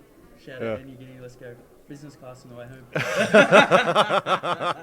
Stanley, you've got a few serious weapons as well as the man next to you. You've got Alex Johnson, who was the top try scorer in the NRL this year. I mean, how do you, when you've got a guy who's that prolific, how do you find the best way to utilise him?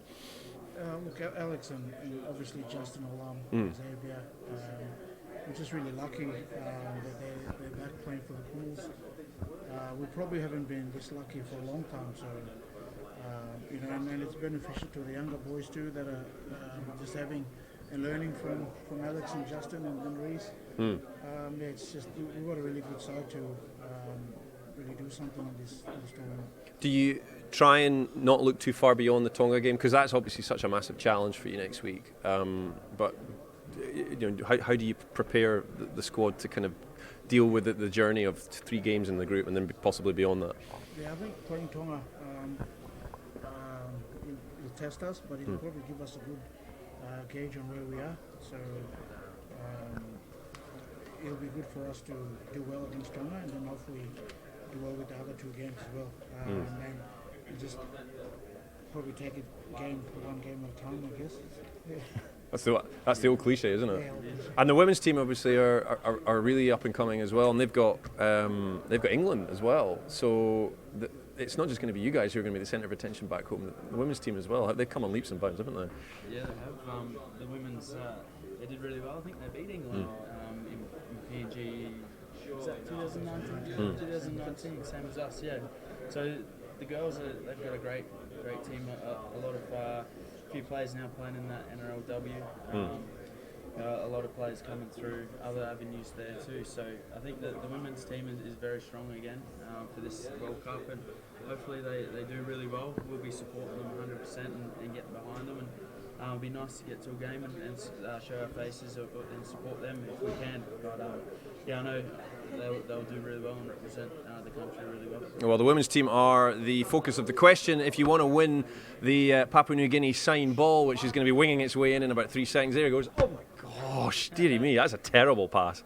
Right, the question is, Papua New Guinea women, they play England, of course, in their last group game, but where will it be played? There's the Sharpie. If you guys sign that, that's the question. Papua New Guinea women play the hosts England in their last group game, but where will that game be played?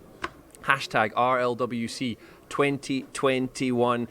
Get your answer in. You could win the ball that Stanley and Reece have signed. Gentlemen, the very best of luck to you. Enjoy trying to stop. Well, if Jason's suspended, you'll be fine, but enjoy trying to stop the Tongans next week, and good luck when it comes to the Wales and Cook Islands games as well. Thank you, mate. You got to stop Justin too. And there's a few of them. There's a few to pick. We'll see how it goes. Good man. Well done, guys. Pleasure. Absolute pleasure. There we go. That's Papua New Guinea. Not much need to go now. This is a particularly special one coming up now. Can I throw the ball off? Yeah, let's go. There we go. This next one I've been looking forward to. Look at this. See? I got this brought in specially. What a guy. I haven't shown everyone watching. You know what I'm sitting on? I tried to put it up in the backdrop. Legend. You've got to at least put your allegiances somewhere. I mean, Dale Ferguson, Nathan Graham, lovely to see you. You too. And you. Thanks. Hang on a minute. Let me rearrange my. Yeah, I was told you could wear the Scotland T-shirt as long as you don't rub it in too much. And I was like, oh yeah, the boys are coming up late in the running order. So, how's it been so far? You enjoying this whole experience thus far? Good, yeah. It's a massive day today, and rightly so. It's something that we've been waiting for the best part of 2 years. So, it's good to finally be here, and it all seems a bit real now. We're a few days away from our first game, so yeah, real good. You were up playing the England Knights at the weekend up in Edinburgh. I saw a bit of tourism. You were all up at the castle, I think, at one point as well. How's the bonding going? Because that's just as important in a big tournament, to making sure you're all kind of blending together. Yeah, we sort of borrowed time. We haven't got much time together before we sort of get into the first game. With Scotland, we sort of welcome all the new boys with open arms, and everyone sort of comes in and we thrive. It's good. And what did you learn from that game against the Knights? It was sort of good just to get blow the cobwebs off, to get some minutes into us legs. Some of the Aussie boys literally landed 48 hours before. That's hard, isn't it? Played. Yeah, it's a tough ask, but like Nathan picked a team and we went out there and did what we needed to do, and it was a tough test. I know it's not nice to come away with a loss, but we took a hell of a lot out of that game. And you're playing in Newcastle, which is just a hop over the border, really. Anyone out there watching, if you're in Scotland, get down to Newcastle. It's only an hour on the train. You'll be hoping for a really big crowd for those two games. When you play against Fiji and Italy. Well, absolutely. Yeah. We're hoping for a big buy-in from the Scottish people. Like you say, it's only down from Edinburgh Waverley and basically stopping at Newcastle City Central. So it's not a massive journey, and we'll be really appreciative. I know the Newcastle public are very, very knowledgeable on the sports, especially around the soccer, but also there's Newcastle Thunder there, and there's Newcastle Falcons at Kingston Park, so we're hoping for a bit of buy-in from those supporters. If you come down and see the guys perform, we'll be really, really pleased. In terms of the experience you've got in your squad, Nathan, I mean, Ryan Brearley's obviously had a great season with Salford, and you've got Ewan Aitken who plays in the NRL. Those guys in particular, how important are they to making sure that everything goes the way you want it to? Yeah, the leadership there. Yeah, obviously, all teams have a leadership group, so you've got those type of guys, and you've got Dale as well, and big Kano, Ken Lynette. He's one of those guys that'll lead people around. But it's one of those things where we've always been a tight-knit group, and if anyone's new or a younger person comes in, they generally sort of mix in really well, and you can't always look to your older generation. You've got to make a mark yourself and put a stamp down as to how you're going to be in the group, and then ultimately how you perform on the pitch. Do you really feel that you can inspire a lot of young Scots to take up the game with your showings in this tournament? Yeah, 100%. We're playing against some of the world's best players, and some of the young lads who are training with us now, the Scottish boys, they're not going to get another opportunity to play against some of these players of the calibre that we're going to be. So we're looking forward to it. Yeah, and the marquee game is obviously against the world champions, which is going to be an amazing experience. But it's a great shop window for a lot of these players too, isn't it? Yeah, 1,000%. We play against some world-class players all the way through this tournament, but like you said, the Australia game's sort of the one that stands out, and to test your own and sort of show what you can do against the world best is you put yourself in the shop window on the biggest stage in the world in our game. I was trying to bribe Mal Meninga when I saw him in July to say, look, you want to at least give let you guys really take it to the Aussies, and I think he knows that you're going to really give him a tough battle. But that Italy game at the weekend, how important is that to how that's going to set the tone for your tournament? Yeah, of course it's massive as the Italy game, and when I've been round all the booths this afternoon, everyone's been talking about Fiji and Australia, but for us the most important game is this first game up against Italy. They're quite an unknown, pretty much as we are to them, really, in terms of personnel. So it's important that we haven't been able to see any footage of them. I don't think they've had a warm-up game, or if they have, it's been. That's hard if you're a coach. How do you plan for that? Well, how you plan is we just keep it in-house. Yeah. We make sure we're doing the right things. We set our own standards, and we play to our shape and structures really well, and hopefully that'll be it. Well, listen, best of luck on Sunday when it comes. We have a ball for you guys to sign, and there's a question for any Scotland fans out there who would like to win this ball that Dale and Nathan are going to sign.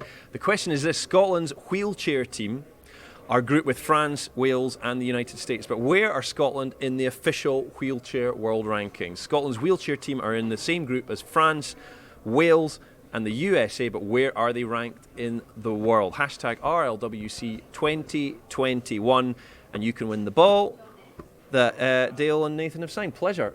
See you on Sunday. I'll be there. Can I just say, yeah. The wheelchair team came up to meet us on Friday night for our shirt presentation up in Edinburgh. I just want to wish Mark and the team all the best. Yeah, I mean, they've done a great job in terms of building that team up as well, and they've got a tough group, but we think that they'll certainly do Scotland proud. So, listen, best of luck to you all, and we'll see you on Sunday. I'm going to be there, and we're going to go there and watch the boys on Sunday, so I can't wait. Pleasure. Thank you very much indeed. There you go. There's the Scotland head coach, Nathan Graham, and Dale Ferguson. And the Scots, well, it's a tough group. Australia, of course, and you've got Fiji in there as well, but they certainly feel that they can make a real impact on this tournament. The Scotland ball's going that way. There's another ball coming in very, very shortly. We have got 2 more guests coming in. Come in, join us, join the party here, gentlemen. There we are. Mr. Tony Iro is in the building. How are you? Fantastic. Pleasure. Charles, nice to meet you. You well? I have to say, before we start, when we were planning to do this Twitter-a-thon, I was really excited about meeting you because my memory as a child is watching you play for Wigan with your brother back in the late 80s, early 90s. When it was, I was very, very little, and it was, of course, that was the all-conquering Wigan team, one of the great sports teams that this country's ever produced. Do you still, when you go back to Wigan, get people coming up to you? And I find it quite sad. Is it the Asda that occupies Central Park now? Yeah. I find it a little bit sad. But actually, no, Wigan still got a lot of friends there. Yeah. Yeah, catching up with a few of them actually coming over to the league game. They've asked for. Do you ever have to buy a drink in Wigan ever again? Most of my mates are tight, so. Oh dear! No, listen. It's terrific that you guys are obviously here to get involved with this tournament and to really make an impact. And I know you've got an amazing squad to pick from. What do you think you can achieve in this World Cup? As you say, we really have a good team. It's a good mix of experience and youth, and we've got some good kids coming through and some old dogs and know their way around the park. So I suppose it's up to us, really. We're in a pretty tough port, but we just need to make sure that we're at our best. Who's making silly faces behind the camera? That is the most famous Cook Island player of all time. Ever graced the field. So he's played. Terry's our footy manager, but he's played the most Cook Island. If I had another microphone, I'd invite you in. But there we go. Yeah, come on. Well, yeah, you can take these if you want.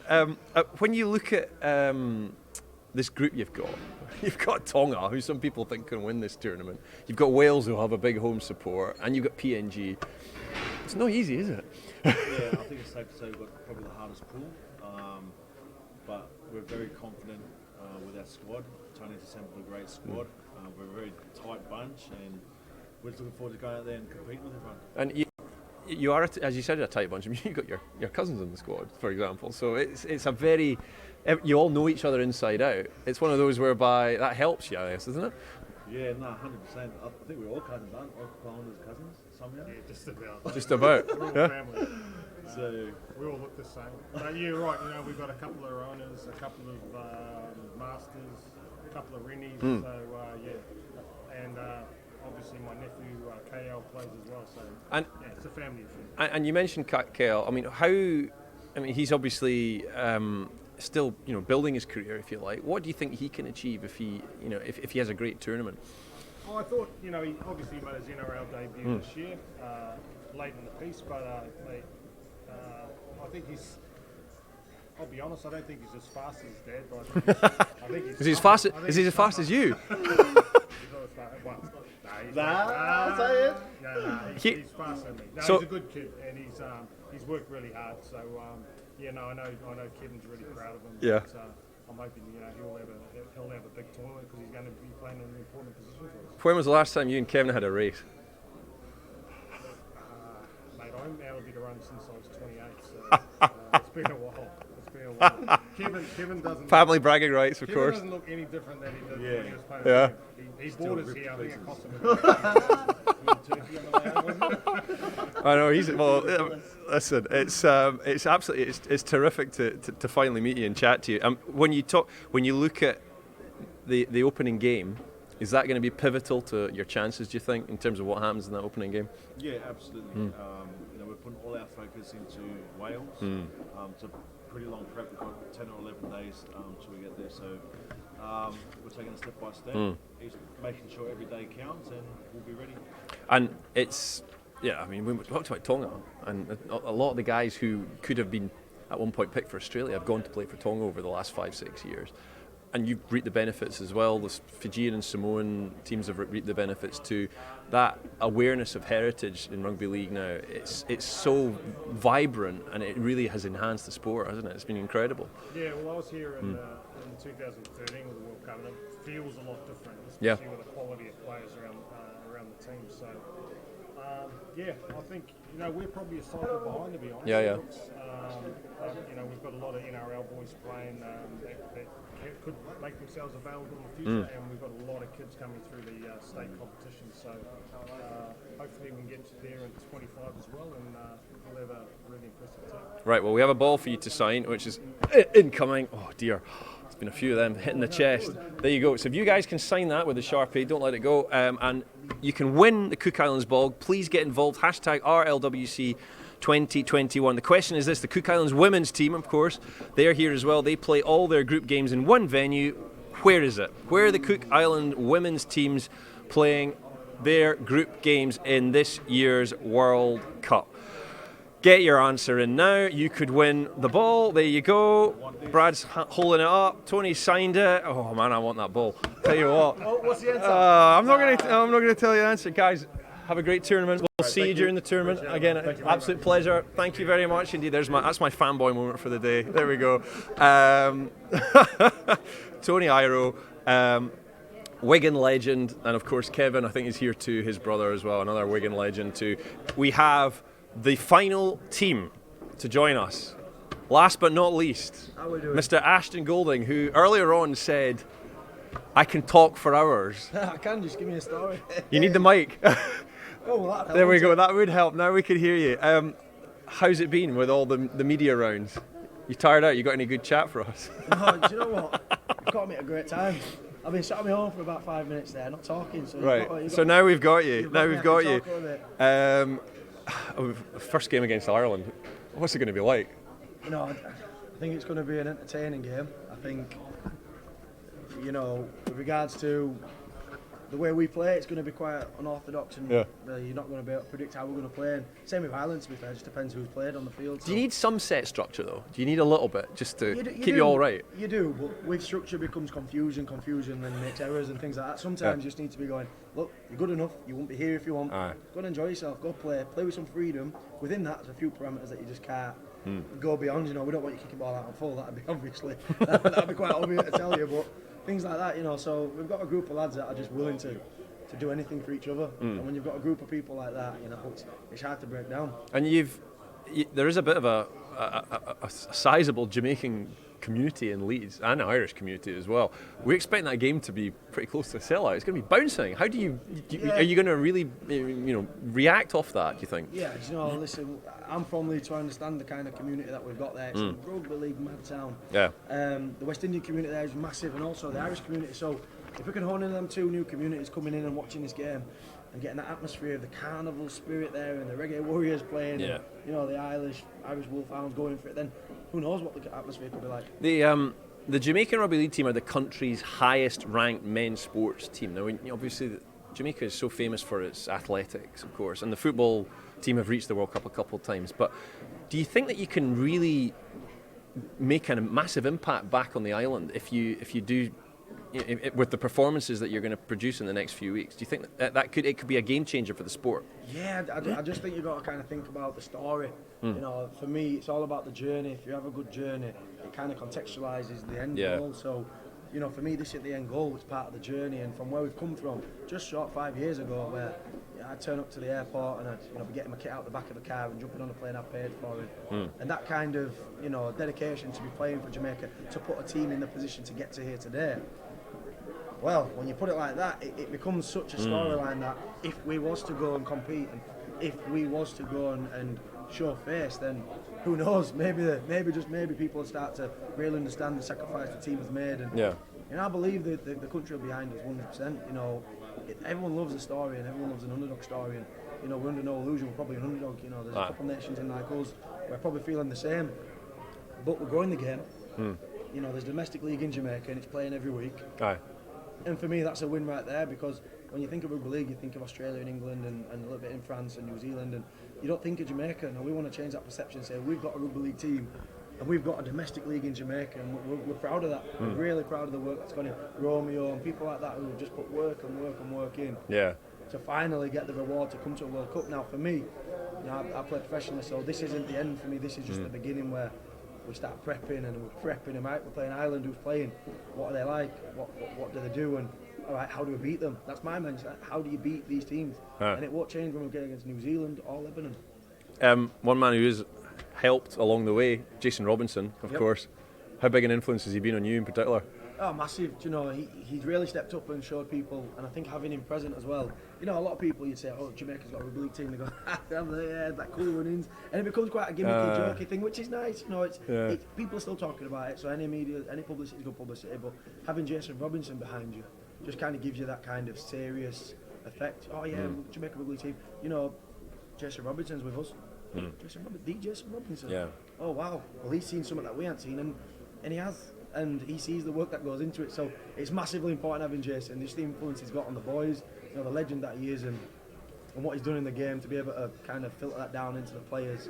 Well, it can only benefit us. And it's the fact that he's played in a World Cup final for both codes, and he transcends the sport. Really, he transcends more than one sport, which is an amazing thing. So you can only, I guess, feel inspired. He just oozes a winning mentality. Yeah. You know, you don't look at him and think you've lost. You look at him and think you're a winner, and you want to become a winner like him. So yeah, he's massive to have around camp. All right. Well, we've got a ball for you to sign, Ashton. So it's going to come in. This is the last pass. Oh, there you go. Right. I've got a massive big mark on my chest after these passes that I've come across. Right. If you could sign that, and I'm going to throw the question out there to the audience, if I can find the question on the sheet. This is the last of 16 balls. Hashtag RLWC2021 if you want to win the ball that Ashton Golden is signing right now. When I can find the question, there we are.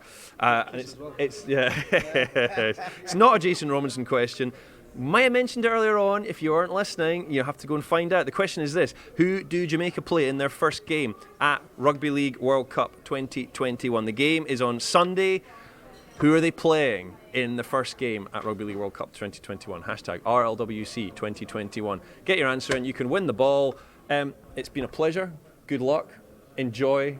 And yeah, go for it. It's going to be absolutely fantastic. Thank you very much, Robin. Thank you very much indeed. There you go. That was all 16 teams. Yeah, all 16 teams. And if you are inspired by having watched us, go buy your tickets. Go to the website, www.rlwc2021.com. Tickets are still on sale for many of the games out there. The big ticket games, they are on the brink of sellout. It's going to be a fantastic 5 weeks. It all kicks off, of course, this weekend, England versus Samoa, the opening game. And the man who's been driving it all from the back is finally here with us. You've done a million interviews as well, Mr. John Dutton, the Chief Executive of RLWC 2021. How are you? Good evening, Charles. It's my absolute pleasure. I'm going to hurl this out. Look at that. We're finally here. It's been a long one, isn't it? A long run up, but we're finally here. How do you feel? Elated, excited. Probably not quite as tired as you after interviewing all of those amazing athletes, but it's really special, isn't it? We've got the world's best players, the world's best men's athletes here. So the women's in the wheelchair to come. It's been an incredible journey, full of challenge, but also full of resilience. And we get to today launching the tournament, an amazing game to look forward to on Saturday, and another amazing game Saturday night, and another game, and we just keep going until 61 games. How many games are you going to? Have you plotted your rota? I have plotted my rota. There's a realisation, I think in the first schedule, that I can actually go to every 61 games. Did you think you might do that at one point? I did. I think I was quite naive at the time, but I will go to, 50 games and try and see as many nations and see the athletes and enjoy. It's going to be brilliant, guys. It's going to be brilliant. You mentioned that word athletes, and it's only when you see some of the guys who've flown in the last couple of days in the room here, and not only do they tower above me and you, but they're just in their prime, and they are some of the greatest athletes in the world, and I think we sometimes forget that, don't we? Yeah, we do, and I've had the privilege, both in June when I went out to Sydney, and then this week to go into camp and see some of the players. And what really strikes me is, yes, they are big, athletic, incredible athletes, but also how important it is for them to represent the family, their heritage and their nation, and that's really special. And I just think we've got now a tournament where we've got many competitive men's teams. Even before we start the women's and wheelchair tournaments, we've got so much to look forward to. And there's a real unpredictability about this as well, isn't there? Unpredictability, and what I'm most looking forward to, Charles, that there are some superstars, and we don't quite yet know where the superstars are and what team they're going to dominate, and I think that is just the most exciting thing of all. The various venues that are hosting, we've got 18 venues across the country that are hosting teams, hosting games. You've been to visit many of them in the recent weeks. Do you sense the buzz there? Yeah, absolutely. And I think what we saw in summer, the Women's Euros and the Commonwealth Games, that celebration, people place and pride.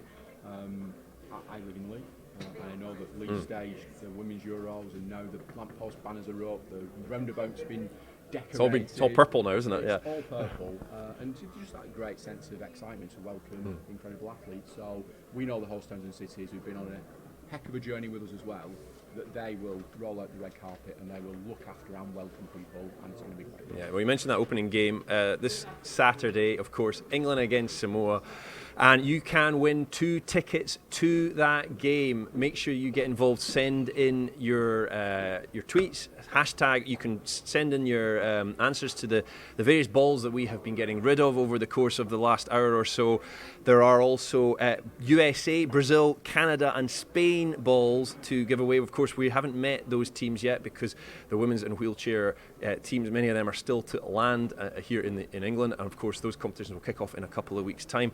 So send your answers in, and remember to put that hashtag in RLWC2021 and visit www.2021.com if you want to buy tickets. But you can win tickets for Saturday's game. Get involved now. John, one more before we wrap this up. I think it's difficult to sometimes describe to people the amount of effort that's gone on behind the scenes to put this ahead. I'm sure there was a point in the whole journey where you thought, is this going to actually happen?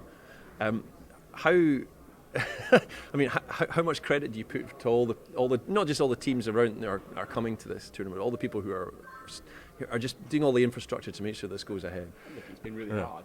We remember last summer and postponements and some really difficult decisions, but we are here today through partnerships with our host towns and cities, our venues, our commercial partners, our social impact partners, government, and of course the teams. And you only get to a position like this. I said earlier today, success is not an accident, and absolutely believe that. And we're now ready to stage a tournament every second of every minute live on the BBC. That's pretty special in itself. But hopefully on Saturday, 2:30, the whistle goes, the action starts.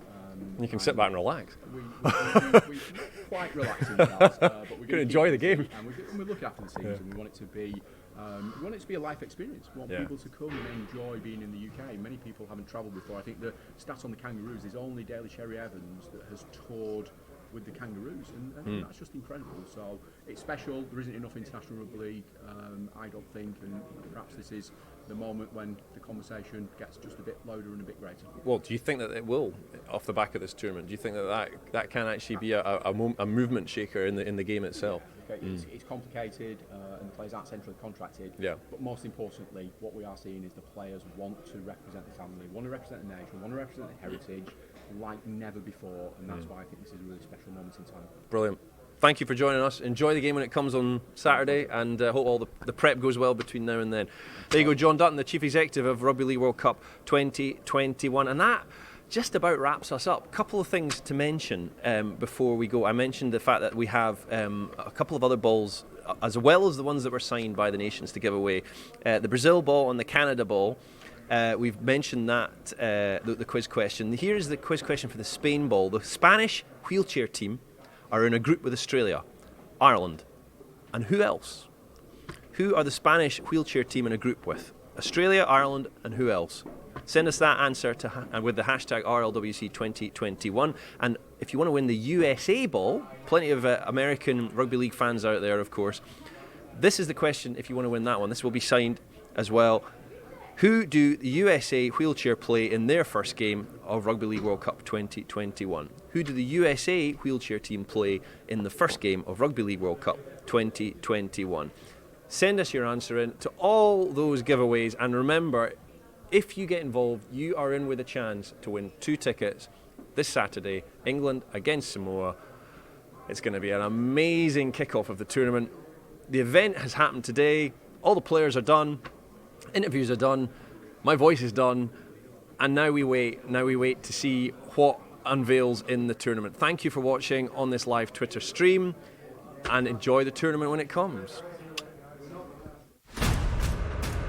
This is our moment. When we dare to push further. This is shaking the earth. On our own turf. After life-changing events, this is living and breathing the game. Seeing a community thrive. Having the chance to shine. Men's, women's, and wheelchair. Together for the first time ever. The world of rugby league, coming to your town, your street, your heart. 61 unmissable games. 32 of the world's greatest teams. 3 trophies. This is real impact. And when you hear the roar, get ready to feel the full force of the Rugby League World Cup.